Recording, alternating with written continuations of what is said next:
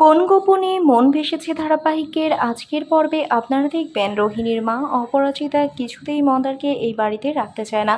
কারণ মন্দার একজন গুন্ডা ও খুনি, তাকে বাড়িতে রাখলে যে কোনো সময় পুলিশ এই বাড়িতে আসবে আর এই বাড়ির সম্মান নষ্ট হয়ে যাবে। এছাড়াও সে অনেককে ধরে নিয়ে গিয়ে তার সাথে অনেক বাজে ব্যবহার করেছিল। এছাড়াও অপরাজিতা মনে মনে বলে বাইরে থাকলে মন্দার কখনো ভালো হতে পারবে না, কারণ বাইরে সে তার নিজের ইচ্ছে মতো চলবে আর তার শত্রুদের কারণে সেও ভালো হতে পারবে না।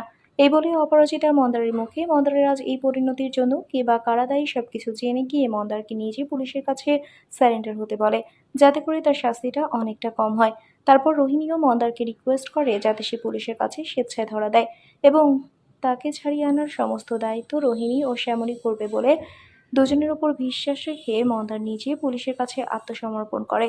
তারপর তাকে আদালতে তোলা হলে আদালতে মন্দারের সমস্ত কথা শুনে তাকে 5 বছরের কারাদণ্ড দেয়। এদিকে রোহিণী তার মাকে বলে রেখেছে যে সে মন্দারকে ভালোবাসে আর মন্দারকে ছাড়া সে কাউকে বিয়ে করবে না। তাহলে কি এবার মন্দারকে পুলিশে দিয়ে 5 বছর পর মন্দার ছাড়া পেলে নিজে দাঁড়িয়ে থেকে রোহিণীর সাথে মন্দারের বিয়ে দিয়ে দেবে অপরাজিতা? বন্ধুরা, আজকের পর্ব নিয়ে আপনাদের কি মতামত জানিয়ে দিন কমেন্ট করে। নিয়মিত সিরিয়ালের আপডেট পেতে আমাদের চ্যানেলটি সাবস্ক্রাইব করে সাথেই